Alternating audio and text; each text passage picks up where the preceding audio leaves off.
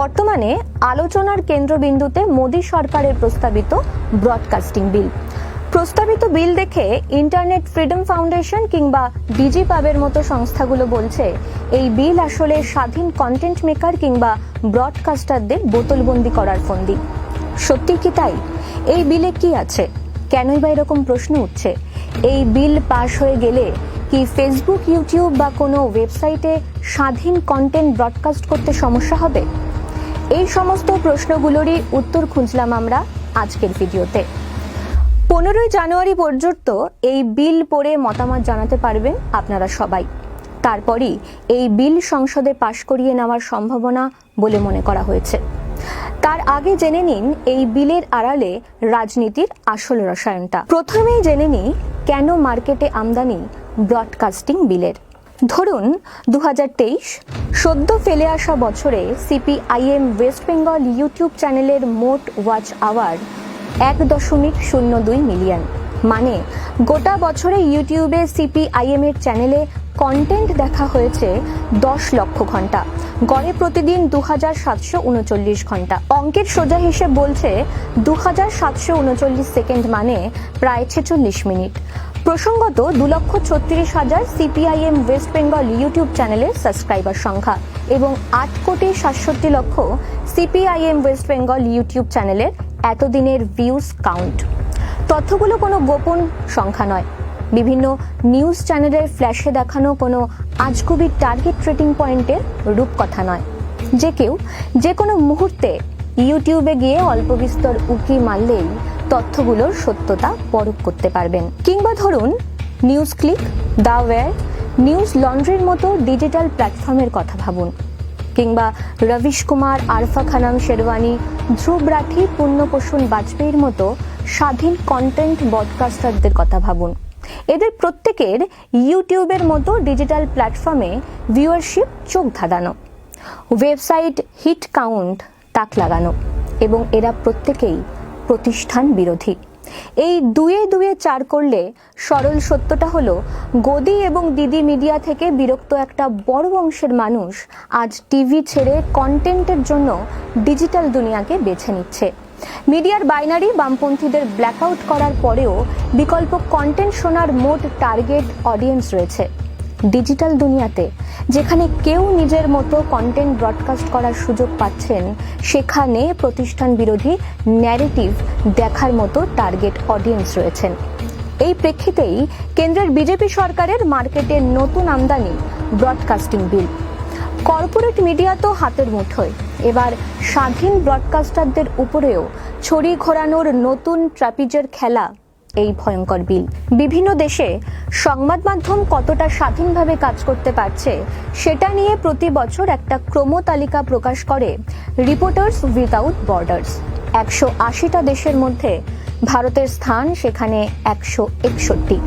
সংবাদ মাধ্যমকে নিয়ন্ত্রণ করার চেষ্টা কিংবা প্রতিষ্ঠান বিরোধিতা করলে সংবাদ মাধ্যমকে সেন্সরশিপ লাগামে বেঁধে ফেলার প্রবণতা পৃথিবীর ইতিহাসে নতুন কিছু নয়।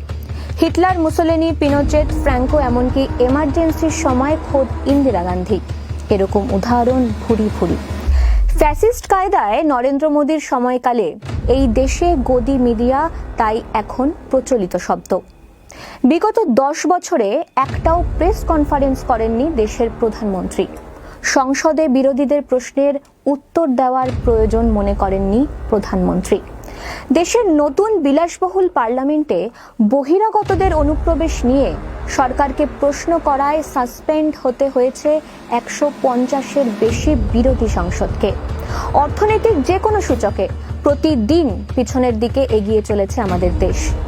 মানব উন্নয়ন সূচকের অবস্থাও তথৈবচ, বেকারত্ব রেকর্ড মাত্রায়। কিন্তু এসব সমস্যা নিয়ে আপনি দেশের তথাকথিত প্রথম সারির কোনো সংবাদ মাধ্যমকেই আলোচনা করতে শুনতে পারবেন না।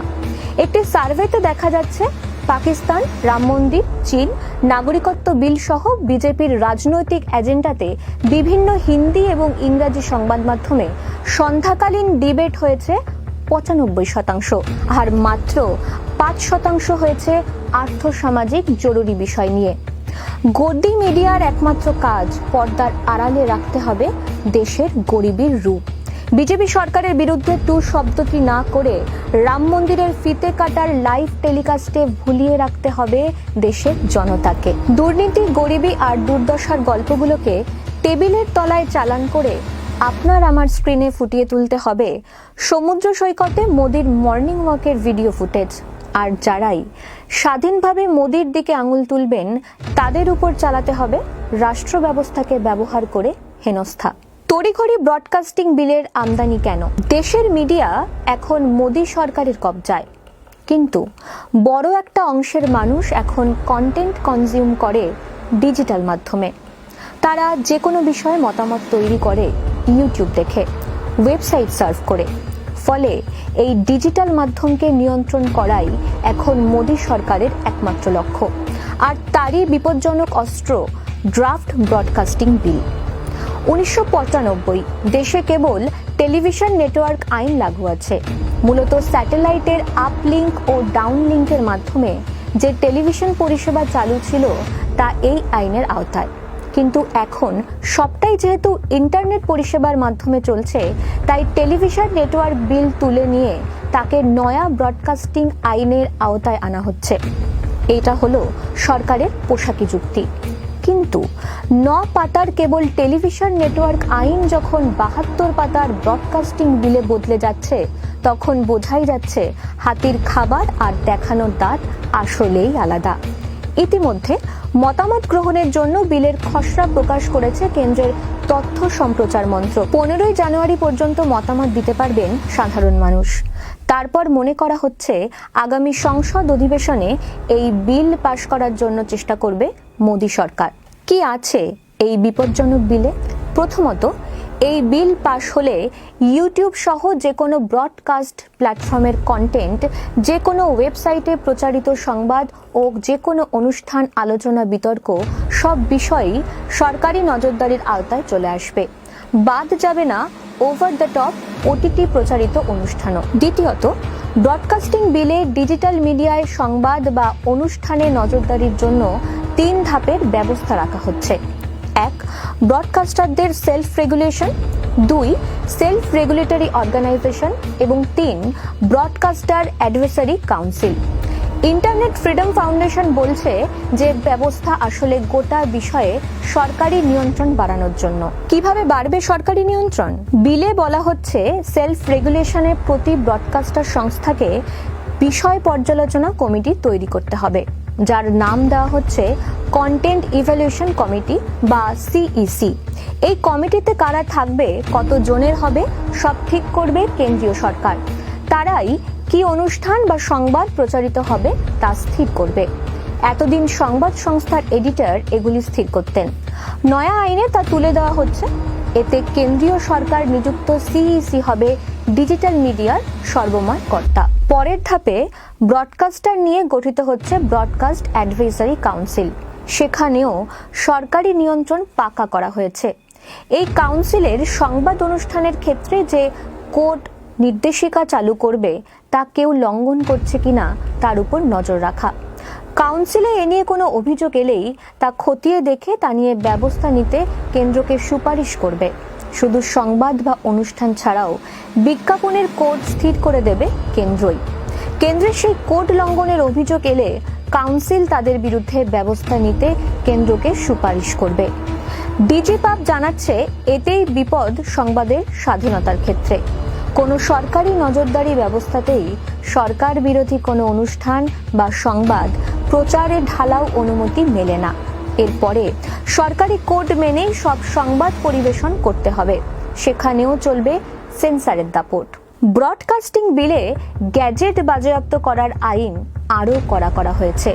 অর্থাৎ ধরুন আপনি ফেসবুকে লেখালেখি করেন কিংবা ইউটিউবে ভিডিও বানান, আপনার কন্টেন্ট যদি সরকার মনে করে দেশের পক্ষে ভালো না, তাহলে সরকারি অফিসার অগ্রিম কোনো সূচনা ছাড়াই আপনার বাড়িতে আসতে পারেন, আপনার মোবাইল ল্যাপটপ বাজেয়াপ্ত করতে পারেন, আপনাকে জেরা করতে পারেন। বিজেপিকে প্রচারে কতটা সাহায্য করবে এই বিল? প্রধানমন্ত্রী মোদি সম্প্রতি ডিজিটাল মিডিয়া নিয়ে এক সভায় বলেছেন, subscribe to my channel and hit the bell icon to receive all my updates.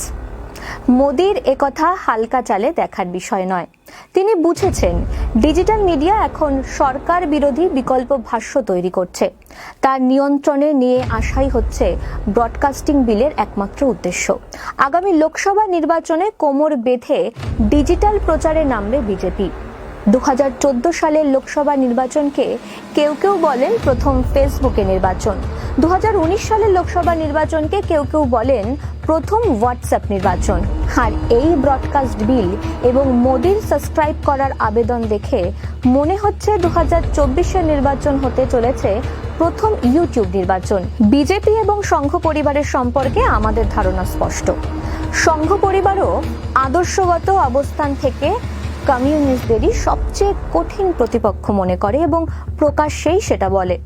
সামাজিক ক্ষেত্রে বিভাজনমূলক রাজনীতির প্রেক্ষিতে বিজেপি এবং সংঘ পরিবার গভীর ক্ষত তৈরি করেছে এই বহুত্ববাদী ভারতের ধারণাতেই। যে ঘৃণার চাষ হচ্ছে দেশ জুড়ে তার ফল দীর্ঘমেয়াদী। কি কি ক্ষতি হচ্ছে সেটা জানা বোঝা যেমন আমাদের জরুরি, তেমনি কিভাবে ক্ষতি করছে সেটা জানাও আমাদের একই রকম ভাবে জরুরি।